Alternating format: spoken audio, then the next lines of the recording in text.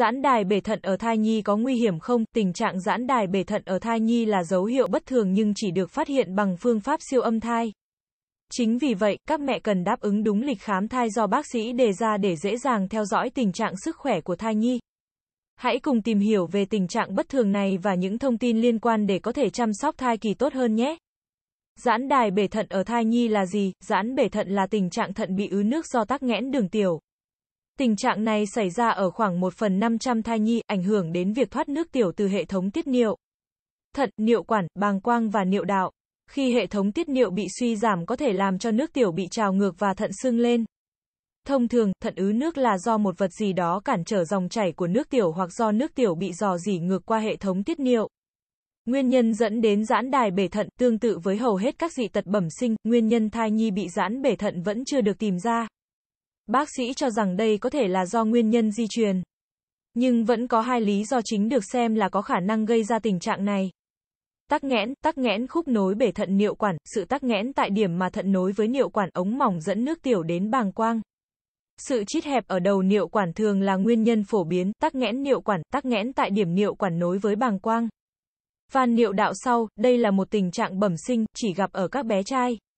Trong đó có các mô bất thường trong niệu đạo, gây tắc nghẽn bàng quang. Loại tắc nghẽn này cũng liên quan đến trào ngược túi niệu quản. Nang niệu quản, một khối phồng trong niệu quản có thể gây tắc nghẽn một phần thận và đôi khi cả bàng quang. Trào ngược niệu quản, nước tiểu chảy ngược xảy ra khi các cơ ở ngã ba niệu quản và bàng quang không hoạt động bình thường, khiến cho nước tiểu chảy ngược về phía thận khi bàng quang đầy hoặc rỗng. Các nguyên nhân khác. Niệu quản ngoài tử cung, một tình trạng hiếm gặp khi niệu quản không kết nối với bàng quang ở vị trí bình thường. Không rõ nguyên nhân, hơn một nửa số trẻ em được chẩn đoán trước là mắc bệnh giãn bể thận. Tình trạng này sẽ tự khỏi và bác sĩ không tìm ra nguyên nhân. Giãn đài bể thận có nguy hiểm đến trẻ không? Tình trạng giãn bể thận không quá nguy hiểm nếu thai nhi bị ở mức độ nhẹ và trung bình. Trường hợp bể thận của thai nhi bị giãn ở mức độ nặng cần phải nhờ đến sự can thiệp của bác sĩ và tiến hành điều trị sớm. Đối với thai nhi, thông thường, nước tiểu của thai nhi trở thành một phần của nước ối bao quanh thai nhi trong bụng mẹ.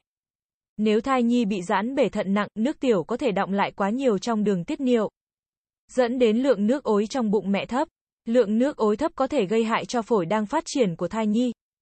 Đối với trẻ sơ sinh, tình trạng giãn bể thận ở trẻ nhỏ cần được điều trị sớm. Tình trạng giãn bể thận nặng ở bé có thể dẫn đến các biến chứng như nhiễm trùng đường tiết niệu, sỏi thận và bệnh thận mạn tính. Phương pháp điều trị giãn đài bể thận ở thai nhi. Tình trạng giãn bể thận ở thai nhi với mức độ nhẹ hoặc trung bình thường sẽ tự khỏi. Nhưng nếu nặng, việc điều trị sẽ phụ thuộc vào một số yếu tố. Bác sĩ cần phải tìm ra nguyên nhân dẫn đến tình trạng giãn bể thận ở thai nhi. Sau đó, bác sĩ sẽ theo dõi thêm nếu tình trạng này gây ra bất kỳ triệu chứng nào, đau, nhiễm trùng hoặc bất kỳ tổn thương nào cho thận theo thời gian. Quá trình điều trị giãn bể thận có thể bao gồm theo dõi chặt chẽ bằng siêu âm định kỳ để chắc chắn rằng tình trạng giãn nở trong thận sẽ hết. Sử dụng liều lượng kháng sinh thấp mỗi ngày một lần để ngăn ngừa nhiễm trùng, phẫu thuật cho trẻ sơ sinh. Tùy vào mức độ của tình trạng giãn bể thận ở thai nhi, trẻ sơ sinh mà bác sĩ sẽ có phương pháp điều trị phù hợp. Nhấn đăng ký kênh để cập nhật những kiến thức hữu ích nhé. Hành trình bỉm sữa nuôi con khỏe dạy con ngoan.